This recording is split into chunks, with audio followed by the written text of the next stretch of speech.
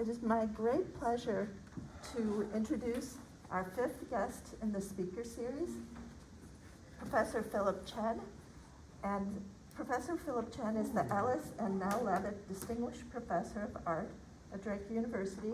He's a recipient of the Guggenheim Award, and he is going to talk about his work here today. I think it's best to start with a single panel. There are prints that are made of multiple panels. They get large and they relate one side to the other, but it's easier to focus on a single panel. And first of all, not everything I do is about race, but for many, many years, I would say for 40 years, 35 years, the subject of race would always emerge periodically. But then in more recent years, it became more persistent. So I think the series of prints that I'm going to show you are from a period of time when I wasn't so invested as an artist in my own private thoughts and feelings. You know, my work prior to this was very much about my own emotions, and that would be apparent if you could see it. But and then in later years, more recently, it became more social. And frankly, I think the early work that I did had a lot to do with being just an individual. Like I would love to spend a lot of time alone. And a lot of my subject matter in art was about the subject of aloneness as a positive thing. You all know perhaps the artist Edward Hopper, this American painter, and a lot of his subjects are quite vacant, and the figures are kind of isolated from one another. And I had a lot of affinity with Edward Hopper in those days, meaning as an undergraduate. And if you were to see that work and compare it with this, it'd be very, very different. So this is a certain range of work within a much larger history of making things. They're prints, but I also painted. Some of you are art majors, and if I were to show you the works that I did many years ago and put them in relation to these, you would say they have nothing in common. But that wouldn't be correct. I think many of you already know, as people that study art, that when artworks don't formally look alike, there may be very strong connections that underlie them, that belie the work. One of the things that I'm really interested in is this idea of languages. Like there's verbal language and spoken language and written language, but there's also ways of drawing that can mean something. When I painted years ago, do you all know what a paint by number is? A paint by number painting? You know, you can buy these kits. Maybe you did them when you were little. I used to do paint by numbers. When I painted, I did a whole series of paintings that were deliberately painted as though it had been done by number. So I broke these forms down into pieces and assigned different colors and values to certain pieces. Now, why in the world would somebody paint like that? It's because I was deliberately referencing in that series of paintings the low culture, the anti-art culture of paint by number. See, so when you look at those paintings, you sense that they're unlike other kinds of paintings. They're constructed differently. I go through great pains to systematically break down the form as it appears in real life into discrete pieces of color and value. That's how I made my paintings. And that's really important because that's about a kind of language. And then another series of paintings I did, I would take the canvas. They weren't canvases, they were pieces of wood. I always painted on wood. And I would make large paintings out of many pieces of wood. So like one painting could consist perhaps of 8 different paintings framed together as a unitary thing. So they were like letters in a sentence. Every panel was like a component that added up along with other components like words in a sentence and sentences in a phrase, right? It was very semantical, it's kind of grammatical. That's about language, you see? That's always been an interest of mine, and you would never see that relationship to these. But my interest in language is also in these, because this whole series consists of two basic ways of working. Documentary photography, made by cameras, and what looks photographic is photographic. And then hand drawing. That's very linear, or what we could say is schematized, schematic, diagrammatic. It's like mechanical architectural drawing by hand, layered upon and adjacent with photography. And so these operate on some basic premises about visual languages. What does photography mean when it's documentary? Now we know photography lies, right? We know that it lies. Deep fakes and all this and that. But for a large part of photographic history, when you took a photograph of something, it was taken to mean. Right? And I'm saying this again, taken to mean. You don't have to accept it, but this is cultural understanding that that photograph is a document of something having been there. In other words, that documentary photography is generally taken to mean that it is evidentiary, right? That's pretty simple. And I use that premise in these works. I use these as evidences of things having been there. And then, of course, the line drawing is something very, very different. And what does line drawing mean? I mean, we do this all the time on the chalkboard. You know, we draw schemata on the chalkboard all the time. And what it means is that it's not quite there, it's not quite real, it's kind of theoretical, it's provisional, it's a concept, you see? And that's the visual language of diagrammatic drawing, is that it's projective, it's theoretical, it's provisional. Documentary photography is evidentiary. So that's important for you to know before you see the rest of these. And I've always been interested in history. Ever since I was a little kid, I would always hang out with old people. I always loved being with the elderly.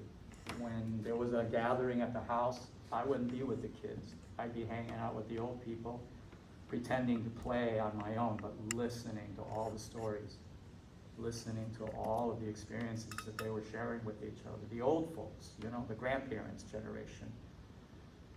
I was just loved hearing about the past and how things had been. And of course, you always wonder in history, is it true? I think one of the things in historical studies that's really rock bottom, foundational, is what really happened. And we know that history lies. You know, we know that there's this, who gets to tell the narrative? It's the conquerors that get to write the history, right? We know that, colonization and so forth. And so when I use my diagrammatic drawings in historical subjects, it gives me a chance to revise history. It gives me a chance to tell a story that might be opposed to the popularly disseminated narrative, such as this. This is actually the table that the end of the Civil War was signed on. This is the Appomattox table. Now, I shot it in very low light deliberately so that it becomes very abstract. But for one day in Chicago, I got my hands all over this table. They let me examine it at the Chicago Historical Society. And I took my camera and I was crawling around and taking all these shots. This is the table that General Grant and General Lee literally signed the cessation of the American Civil War on at Appomattox Courthouse, Virginia. This is the Appomattox table. That happened in 1865. It was Palm Sunday, 1865. April, I shouldn't say 13, 1865. And I'd always read about that dramatic moment when the Northern Army and the Union Army gathered in this farmer's parlor, the McLean house. They took over the farmhouse to sign the document. And one of the things that I learned was when, and this was written by people who were present, one of the things I learned was there was a good deal of racism kind of in that room, because the Northern Army's General Grant, his adjutant general, was a Native American man named Eli S. Parker. He's a full-blooded Seneca Native American person. Very literate, very highly educated. Grant loved this guy. They knew each other in Galena before the war. And Grant said, "You're my man." Eli S. Parker actually drafted the terms in his own hand for the cessation of the war. And it was recorded informally by some people that were present, that when General Lee, General of the Southern Forces, walked in with his staff, he saw this dark-skinned man in the room and he stopped. Everybody knew what he was thinking. And it was this pause. And it was like the air got sucked out of the room. That's the way the people were talking about it, who observed this. Because it was this dark-skinned man, right? Then he cracked a joke. Lee recovered, and he said something like, "Well, at least there's one real American in the room." Something like that, because Native Americans, right? So when I readdressed the signing of the cessation of the Civil War on the Appomattox table, and the print is called Palm Sunday. There is a abstract body made in schematic drawing under the table. And so I was kind of thinking about that popular phrase, under the table, right? There's this public ceremony and then there's all this shit going on. That's how I see that day. And what this figure is made out of are very accurate representations of slave implements, thumb screws for torture. When a slave wouldn't eat, they would try to take their own lives by starvation. Their mouths were forced open, pried open, and they were force fed.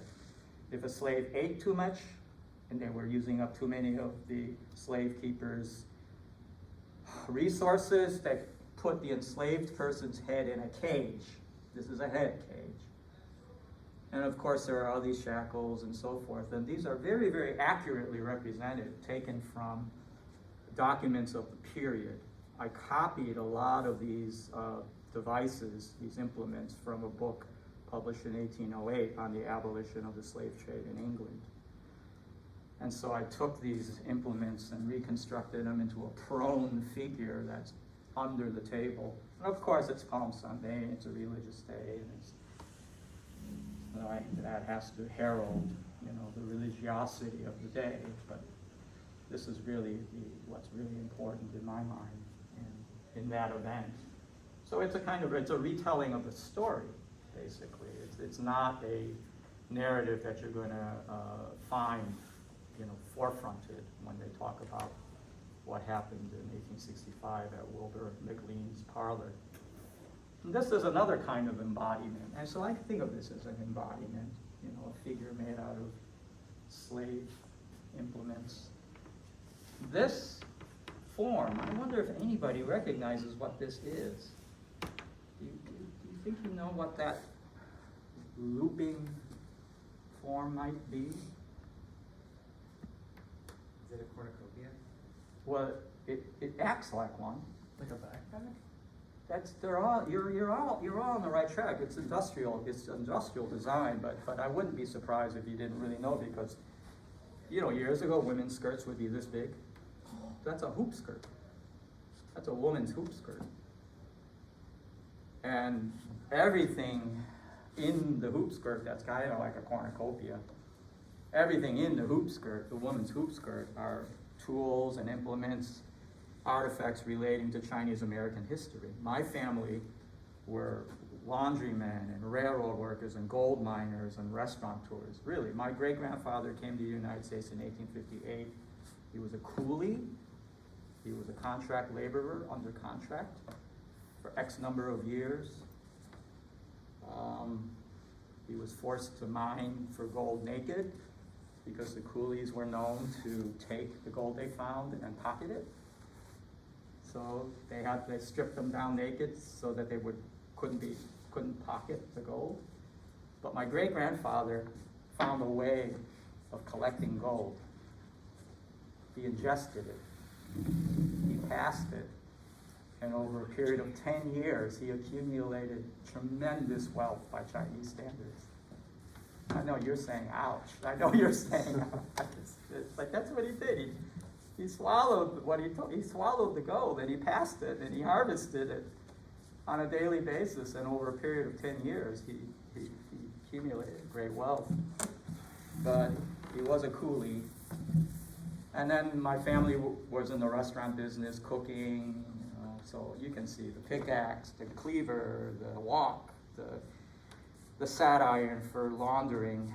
Chinese people in this country did what was called women's work, and that's what saved their lives. I mean, Chinese men had to do women's work to stay out, to not be targets, right? To not be too much of a competitive element.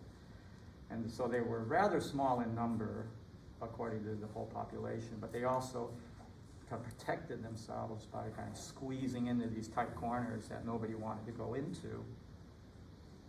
So why did I put all of these things into a female context? Can anybody guess? Why am I putting these male Chinese labor implements in a female context? Terminating in a little dainty teapot. Little dainty teapot. When you read the writings of like people of the time, men of the time, the Scots, the Irish, the Germans, the Chinese laborers would be like ridiculed for bathing a lot, not liking whiskey, and preferring to drink tea out of dainty cups. You get where I'm going with this? This is a gendered print. And if you feel that the Chinese American male laborers were feminized through this treatment, that's exactly what I'm doing. That's why they're in a hoop skirt. There was a lot going on, against the Chinese. It wasn't just race. It was all kinds of things about hypermasculinity or lack of masculinity or sexual threats. Chinese men were seen as being hypersexual and a threat to white women. And so they really got, it was all this stuff. And this is all familiar to you. This is true of other races too. They were thought to have a much more virulent form of syphilis than any other human being on earth. This was scientific racism. You know what I mean? I mean, this stuff was taken as fact in those days. Now, let's see. I think I have a couple of more. These are etchings. But those of you who know what etching is, these are etchings, but they're not wiped. They're rolled. So you guys have made etchings, but you've wiped ink into the low areas. I make etchings and I top roll. The surface of the plate is as though it was a wood block. See what I mean? I don't wipe plates. I roll them. One more. Here, I'll just hold it up. If you can't really see what it is, you could get close later, but these are steamer trunks that I found in my basement where I grew up. One of them is my father's, and the names of other Chinese men are on the trunks. And it's a story about immigration. And I stacked up all of these steamer trunks with it in mind that I was going to draw something imaginary spiraling up inside of it. And so it's a very simple idea, really. It's taking the trunks and putting them on a cart as though they're mobile, as though they're on their way somewhere. but then building a spiral staircase inside of it where you hit the ceiling.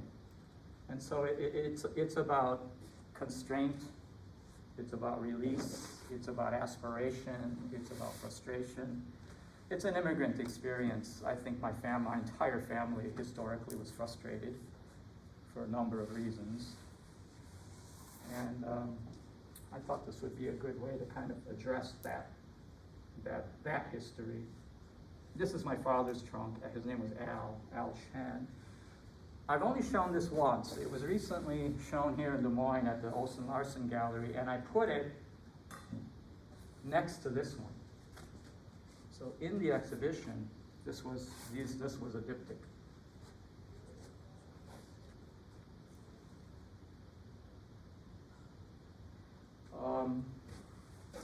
This print is called Core, C-O-R, Locus, where the heart is. This print is called the Hat Pin Peril. It was a real thing. There was something called the Hat Pin Peril. You know, women in the teens and 20s, they had long hat pins, and they would use them as weapons. Men were attacked with hat pins, and many cities had ordinances that you couldn't have a hat pin longer than 9 inches or 10 inches. And why did I do this print? When my father came to the United States in 1926 to Chicago, he tried to assimilate. And he made a fatal error in 1926. He got himself a white girlfriend. Big mistake. Blanche Kruger. I found her name, secreted in a cigar box. I found these little notes that she wrote to him. Dear Al, thank you for the silk stocking. So I know her name was Blanche Kruger. And they used to go dancing at the Aragon Ballroom.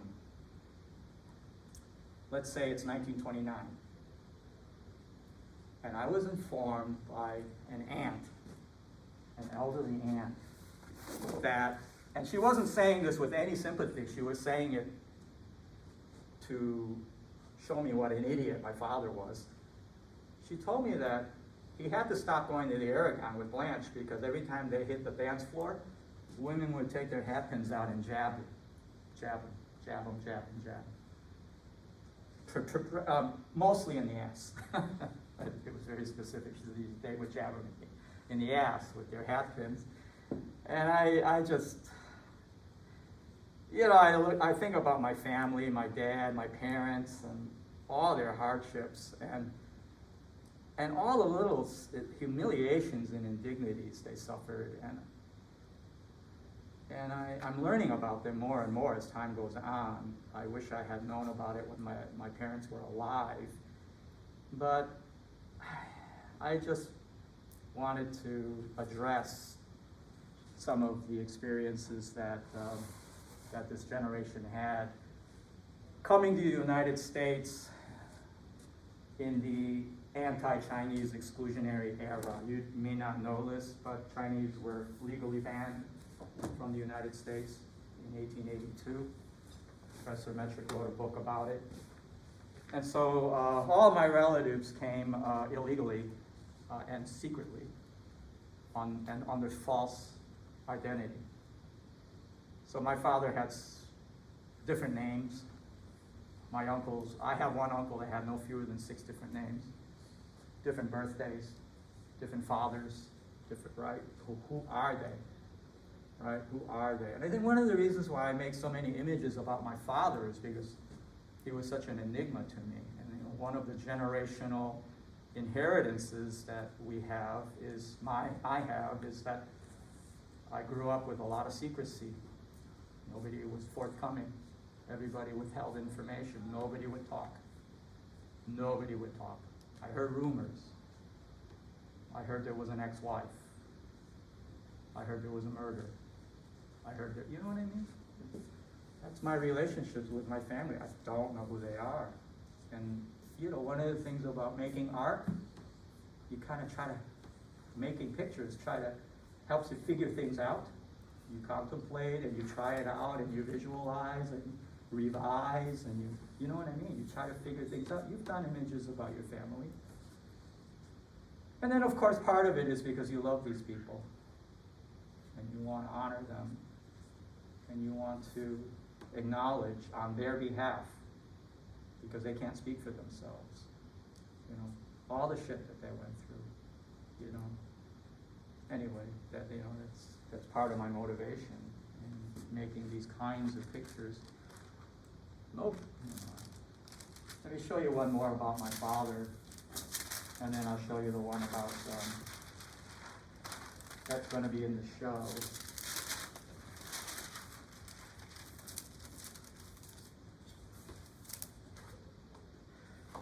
My father worked at a Chinese restaurant in Chicago called the Jade Cafe.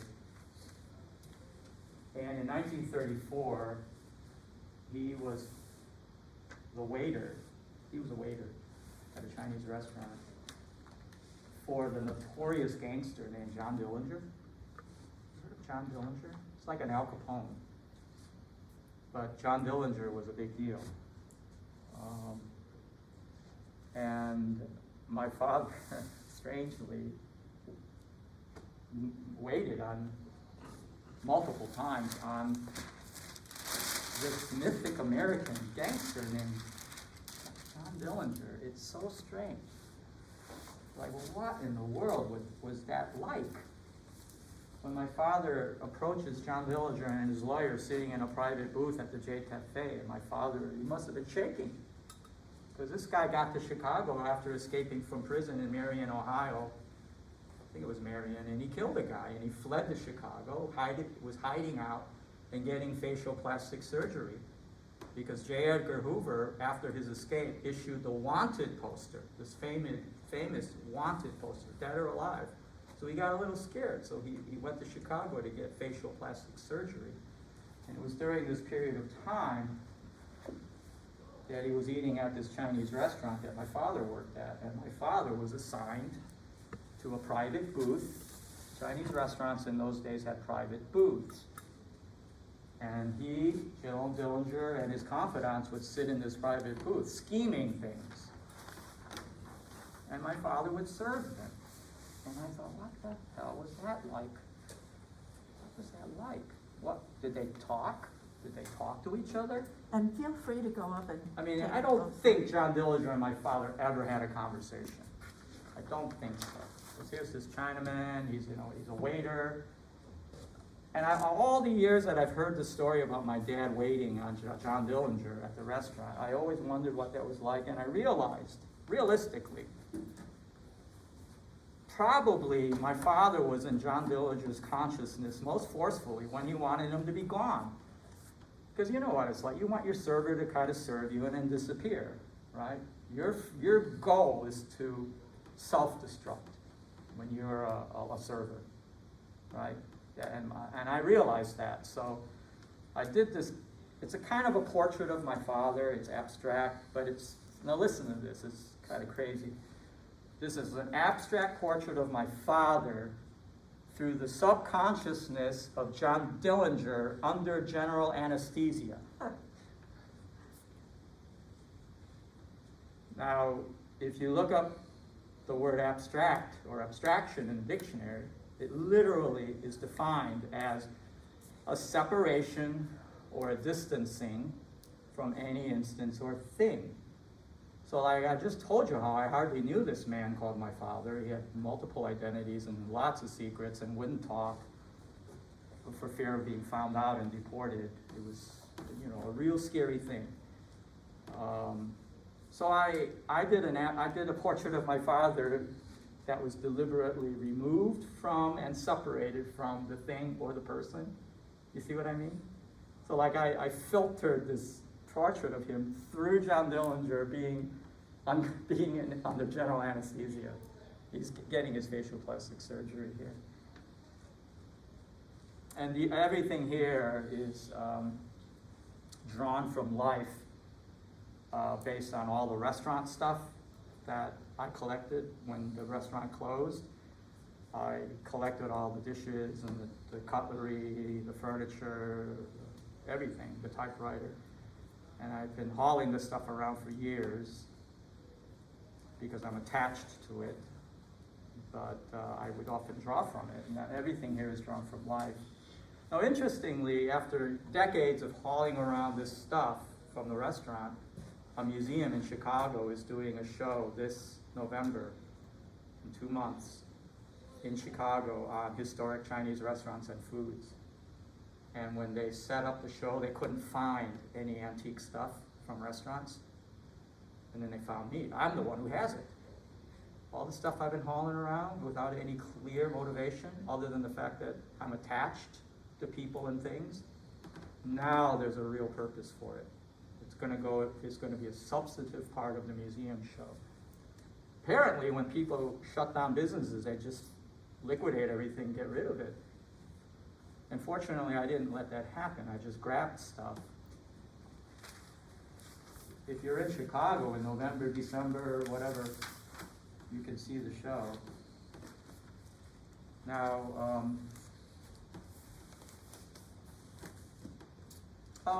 what I like to do sometimes is I use mathematical structures like division. You can see that this is a kind of a mathematical system. And instead of using numerals, I use objects. But they're operative the same way. There's a dividend, divisor, quotient. This is of this resulting in this. You see what I mean? The way that it works. So that's another form of abstraction, right? So you substitute the numerals with objects. It's just a distancing from the original system, creating new possibilities. And the last thing to show you, and then I'll take any questions you have, including technical, is the one that's going to be in the show. And I think what I'll do is just leave it over here so that we can leave everything laid out in a line. If some of you might recognize this man on the right side, that's our former state representative, Stephen King. He's no longer in office. He got voted out of office. He was a huge, big-time racist, white supremacist. He's the one that famously said, before he was denied re-election, he's the one famous for saying, we can't make progress with other people's babies. Remember that? This was stated 4 years ago. You cannot make progress with other people's babies. That's what he said. White supremacist. Fortunately, even the GOP censored him. He was denied his committee duties and he lost re-election. So even he paid a price for saying that, and I'm a little surprised. But maybe that is a difference between Iowa and other states. Not sure. I'm down on Iowa, but maybe it's not as bad as Texas. I don't know. We were never a slave state. We were never a slave state, but black people had to pay a tax to live here. Make that clear. And it wasn't a little bit of money either. It was a sizable tax just to live here. So I'm afraid I really can't hold these up, but it's called I See You Better. And those words come straight from James Baldwin. And when we watched I Am Not Your Negro, we thought, oh my God, we've got to see this again. And I remember going to the theater the second time with a notepad. I should have wore a little miner's hat because I couldn't see what I was writing. And when James Baldwin was speaking, and I was furiously taking notes. And it became clear to me that I had to make a print based on the words, I see you better. Because I feel that way. Maybe you do too. And this is regardless of race. Maybe this is about sexual orientation or religion or ethnicity. Maybe it's not just about race. But when you're scrutinized, when you're an individual, perhaps that belongs to a group that is in total scrutinized, you're very aware of that scrutiny, right? And you're very aware of how dominating that can be unless you have a way of turning it around. And I think when Baldwin said, I see you better, that I know you're scrutinizing me, I know you're making judgments, and I know that you're putting me in a place that you intend for me not to be able to exceed the limitations of. I know that, but no, it's the other way around, man. I got your number. I know your game. I know how you play it. I know your tactics. I see you better. And you're not going to get me. Parenthetically, you're not going to get me. Catch me if you can, right? I mean, there's so much about the taking of bodies. You're not going to take my body, right? You're not going to get me. I think that's why those words were so resonant to me, because we were the only Chinese family in a white neighborhood. My mother would not allow us to live in Chinatown because Chinatown was a ghetto, and there was a lot of gang activity, and she didn't want me to, have those influences. So she moved us into a white neighborhood, and that was difficult because people would do things like leave clothes at our door and old shoes, because the assumption was that we were in need. You know what I mean? It was just so humiliating. But anyway, that's I'm getting off on a tangent. This is a person perceiving a person of color in particular ways. These are projections upon an individual. But the person being scrutinized has a laser beam line of sight to the assailant's visual cortex. So his eye lines up to Steve King's visual cortex. So there's this kind of reflection going on, you see? Now, why did I create him as animalistic with these things coming out of his head and tattered cloth? What you might recognize, these are branches and tattered cloth. Another narrative besides James Baldwin's that really, really hit me was by Medgar Evers. And when he was a young man in Mississippi, he wrote that he would walk underneath these gorgeous old trees, but some of them had been hanging trees, and the bodies were long gone. But in many cases in these hanging trees, you still see the remains of the clothing, the tattered clothing. And it's just such a powerful image, talk about ontology, haunting, talk about a haunting. And so I see you better, the remains of the tattered clothing of the victims, the lynching victims. This is kind of conflated on the Steve King side. You can look at these projections and figure out what I'm thinking, crime, labor, music, all the tropes, right? All the tropes, animalistic, animalism, in 1850 something, one of the professors at Harvard was named Louis Agassiz, a very important American in the mid-19th century. Louis Agassiz taught natural science at Harvard University. And Louis Agassiz taught his students that different races of people were actually different species, not human. And you rank them on hierarchy. This was being taught at Harvard in 1855. People of different races were different species, right? No wonder they don't have souls. You better not get a blood transfusion from, you can't, different species. Anyway, that's just some of the ideas that goes behind these things. So let me know if you have any questions of any kind. I'd be happy to dig deeper into any one of these if you would like. Yeah, and I'm happy to be able to talk about the people that can't speak for themselves, the people that really never had a voice. And, that is one of the, I hate the art world. Many of you know me from studio classes, and I disparage the art world a lot. I have a lot of suspicion about it. But as an artist, I get to communicate these things. I have a forum. My parents and my ancestors did not have a forum. They just worked really hard and died.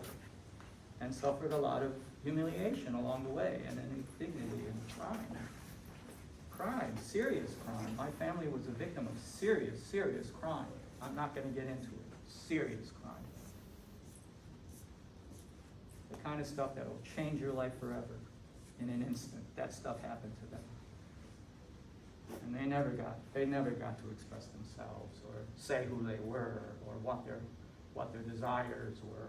Least of all, what their desires were. They didn't think about their desires. The last thing they thought about. I got to do that. I got to go into art because I wanted to, right? I got to do what I wanted to do. Yeah, you're right. His eyes are askance, right? And he's seeing all these Kind of cliches askance. instead. Right. It's like Right. you can't see that person because Right. all of these preset ways of Right. seeing are affecting Yeah, everything. yeah, that's another kind of denial. You know what that's like when you're talking to somebody, they're not looking at you. They won't look at you. These are all rolled. And the challenge, you can appreciate this now. Excuse me. You can imagine how hard it is to get a solid black without losing the fine line. Let me point this Right. out to the rest of the class. And I waste so much paper trying to get a perfect This print. isn't It's like a title. gray line on blank paper. It's It's Reesby of K. gray tan. paper. And the line you see You see, yes, is ma'am. the paper shining through the black ink. So why do you do it that way, Philip? Like, does that have something to do Well, with? I think what the you dark think? environment is so important. It's so important. You know, I have been asked, what is the black? Is it, and then they can, I said, what do you think? And they say, oh, is it a chalkboard? Is it a night sky? Is it, you know what I mean? And I always say yes, yes, yeah. I say yes to everything they can think of. But what I'm trying to say is that what it is it's a condition of possibility. It's like anything can happen in this environment. You don't have to have horizon, you don't have to have logic, you don't have to have linear perspective, you don't have to have gravity. You know, anything can happen in this environment that is just a condition of possibility. Now, if it reminds you of the night sky, fine. If it's like, you know, a chalkboard, fine. I'm not opposed to that, but I mainly think of it as an arena, as a domain where I have freedom to do whatever I want to do. Why don't you use black paper and use a gray ink? That would metaphysically be an entirely different physical object. The fact that the light line and the light values of the photography is a reflection of light off of the substrate through a layer of ink is really important to me.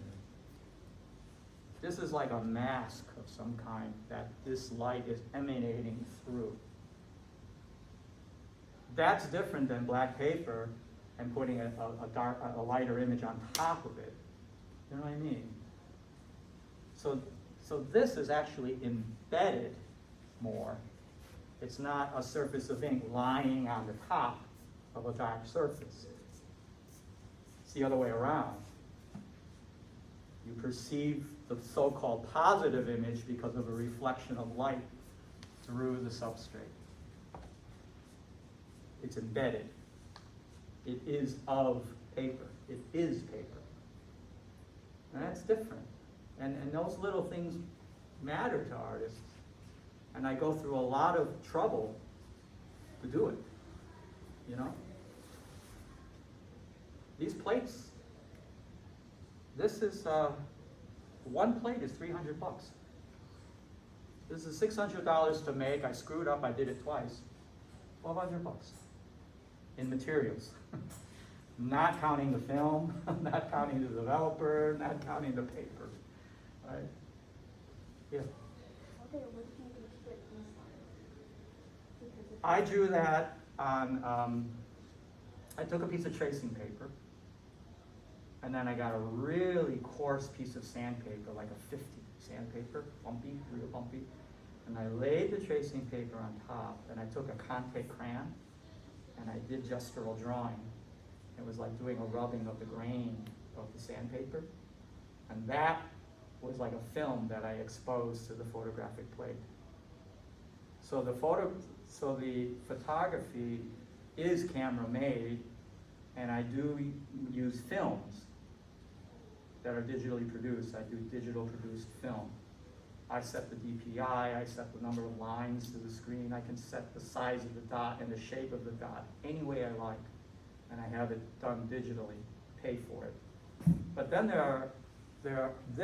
all of this is hand drawn on tracing paper, and stuff like this is also drawn on tracing paper. So the layers of digital film that's camera made and the layer of hand drawn stuff on tracing paper come together in the darkroom, and it's burned with a high intensity light source into the photo plate. Both layers are burned at the same time. That's how that's done.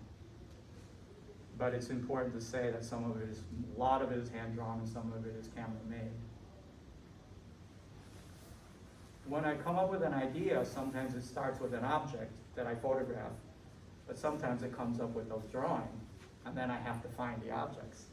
You know what I mean? It's not one way. It could start one way or the other. I have to say, I was writing my book, it's called Collecting Objects, Excluding People. Yeah, Chinese Subjects and American Visual Culture in the 19th Century. And so I was talking to Philip all the while I'm writing it, and I'm struggling to get my ideas in focus and about the feminization of Chinese men. Looking at newspapers, a lot of newspapers from the time, and the kind of mystery that a Chinese man was to a white man, the antagonism that was latent sometimes, not so hostile, was like, well, these Chinese men are in the kitchen, and that's our wives' domain. And you could just imagine some of these white men who thought of women in one certain way, and then the women started to have a more daily relationship with the Chinese man in the kitchen than they did with their own That was a husbands. huge thing. And so Yeah. I was talking to Philip about this a lot, and then within a week, I mean, I'm struggling with these ideas for months and months. Within a week, he comes up with this image that said everything I was trying to say, everything about the hard work and the mixing of categories. I mean, it isn't so much that here's the feminine part, the hoop skirt, and here's the masculine part, the work. That's how Americans genderize things, but that's not how the world genderizes things. And so this really said it all, especially ending with this beautiful teapot, this dainty teapot that was very much part of male culture in China. It was the public face of Chineseness. So I was the really restaurants. jealous because he did it so fast. But then I surprised him, and this is the cover image for my book. It worked perfectly for your book. And of all of the books published that year in SUNY Press, State University, New York Press, that was the most handsome cover. It was. I'm glad you think so. Because she asked for permission to use her own reproduction for the cover. They usually don't do that. They assign that to the designers. Usually they design the stuff and you just take what they give you. But she negotiated to be able to use her own illustration. They said, oh, okay. And it turned out They really, loved it, and they, well, they should. They paired it with a kind of beige background, and they were like, they showed me the first proof, and they're like, don't worry, we'll make it look antique. No, do not make it look antique, just very simple. You were talking about gender dynamics in that, and you will be surprised, I was surprised to find out, and this is all documented, this is not an urban myth. White women were banned in some cities from entering Chinese restaurants because the Chinese restaurants were considered morally decadent places, and the corruption of our white women was happening at Chinese restaurants. And there were laws. A white woman was arrested in Chicago for eating at a Chinese restaurant along with residents from the community. She was arrested, hauled off and arrested. was in 1905. 1905. And right here in Des Moines, a Chinese restaurant on 4th, where Java Joe's is now, that was a Chinese restaurant in 1905. They shut them down and they deported them. They harassed them. There were labor violations, there were immigration violations, there were sanitary violations, there were liquor license violations, they were serving white women, they were talking too loud. See, in those days, people went to Chinese restaurants because white restaurants were really kind of uptight places. You had to be quiet, you had to sit with your hands in your lap, you had to dress a certain way, it was decorum. People went to Chinese restaurants because they wanted to have fun.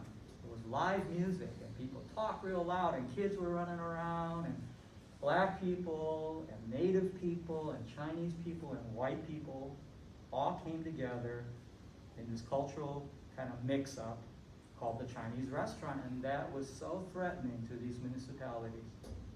They shut them down. There was a war against Chinese restaurants. That's not an exaggeration. It was a war against Chinese restaurants. It's just a part of history that's been lost. You know. Well, that makes me wonder, as you're hearing the history that is unfolding, and I know you know a lot of history about the United States, and we all are aware of this idea that this type of history should not be told. One of the things I'd love to hear from you is, I'm sure you all think this history should be told, otherwise you wouldn't be in the class, but why? Why is this important? Why is it important to know that there was a war against Chinese restaurants? Does it threaten the way we see our country? Does it help the way we see our country? Does it help you as an individual? So how come this history is being suppressed, and why do you feel it's important? A lot of people say it doesn't matter anymore because Chinese food and Chinese peoples and that culture is so assimilated and so part of the American scene. That's true now. But that was in spite of all the shit that happened in the past, right? It's amazing that it thrived as well as it did. And of course, Chinese people weren't the best at learning how to be resistors. And I think there are lots of examples of Asian people learning about resistance through the civil rights movement later, through African American movements. Right? Things did get better later, but it took a lot of practice, and it took a lot of study, and it took a lot of learning from other communities. Because Chinese people generally don't, they just kind of get retrenched and don't want to, expose themselves. It's this whole secrecy thing. We have a problem, we'll take care of it. You had a problem in Chinatown, you're getting shaken down by the Italian mob like my relatives did, you don't call the police. You hire your own hitman. Literally. You get the Chinese mob to go after the Italian mob, but you do not call the detectives, and you do not call your alderman in the First Ward. You don't call the police. You take care of it within your own little community. Chinese people always did that, but it got to the point where they couldn't do it alone. When the labor unions were going after them, and when they were nationally banned, and when, this was such a huge, big problem, and they needed to expand and organize better and learn from other communities. Couldn't take care of it. The problem got so big they couldn't do it on their own anymore. Taking those ideas back into your work, when a person approaches your work, do you have any advice for how to start unpacking it?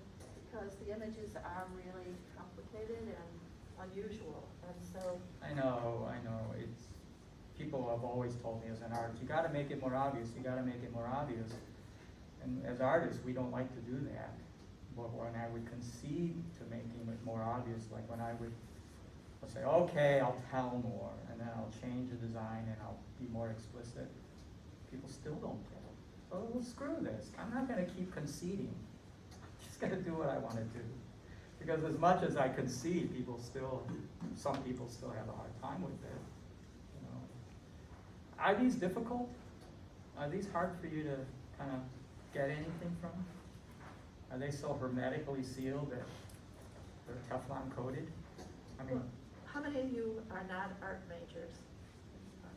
do you, yeah, I mean, it's maybe unfair to put you on the spot like that, but when you look at these, do they baffle you, or do you kind of, do you get something from it? Or both? Well, both is fine, But let's, both is fine. So, You raised your hand slightly, what does that mean? No, when, like, I get both. For some of them, it's like kind of easier to like understand what you're trying to come across, or like my interpretation. But others, for example, like the division one, Yeah, yeah, that would be like a little bit harder Yeah. without that background. that's So totally both. understandable. That is very abstract. That is the most abstract thing on the table. The others are a little bit more like illustration of certain narratives, but that one is just got some personal idiosyncratic stuff that's very, very abstract, which is why I like it. And by the way, which is why the official art world likes it. This is, the museums like this. This one's in the permanent collection of the Art Institute of Chicago. He picked that one right away. It was snap. Why? He didn't understand what the hell was going on. He didn't even ask. I think he saw abstraction. You know what I mean? And that's disappointing too. I don't want somebody to like it just for that reason alone. is there any one that you gravitate to, and this is an open question to anyone, one that just aesthetically you go right to it and then look at it first? Whatever. I apologize, I don't remember the name. The boxes? That doesn't, the box is core locus, C-O-R-L-O-C-U-S, core locus. And in my mind, meaning interpreted as where the heart is, But core. what were you heart. gonna say, Ken? Oh, no, it's just an incredible piece, and I love I'm how glad you like that. Yeah, it's stationary, but it looks fluid and Yeah, you can yeah, move and- exactly, you got it. That's what I would want somebody to get, and you got it. So to me, that's successful. I agree with Cameron, there's a lot to unpack here, and I mean, like, at first glance, you can't gather that, but like, after you explain it, and looking at it for a long time, I can resonate Yeah. with why. You know, some of you are art majors and you think about making money and making a living and stuff like that. These are hard to sell. And, you know, very few people want anything like this in their living room or dining room. Although some have, you know, we were just at a house recently and that was in the dining room. I thought, wow. I was eating at the dining room, just staring at it. I couldn't keep my eyes off of it because it was so strange to see it in that context. But I understand why. It's kind of like living with a crime scene. You know what I mean? I mean, this is pretty serious stuff. It's not exactly happy art. It's pretty ponderous and serious. It's dealing with difficult subjects, I think. Am I capable of making a happy image? No. I could affect one. I could use the tropes. I could use the palette. You know what I mean? I could affect one, but I don't think I would feel connected to it. You know what I mean? So yeah, this happens all the time. You have the ability to make stuff to sell, but then that's different from what satisfies you. You know? This stuff satisfies me, and it's hard to sell. And it's in a way, you know, if my father was alive, he'd be telling me in Chinese how stupid I am. You're spending all this money making this stuff that nobody wants. I could just hear him saying that. And he's right. But what he fails to understand is the importance of them culturally, for them to exist. You know, for them to in a way, it sounds so corny. It's like, these are gonna last longer than me. I've assured that these are in public collections. I've got a lot of stuff in museums, and I try to put things in museums, and I've been successful. So when I'm moldering in the ground or incinerated, whatever is gonna happen, these will continue to bear witness to things that I know about in detail that is obscure. It's already obscure. I'm not that old, but it's already lost to American consciousness. The fact that my dad's ass got jabbed to no end with hat pins. I mean, what a crazy thing.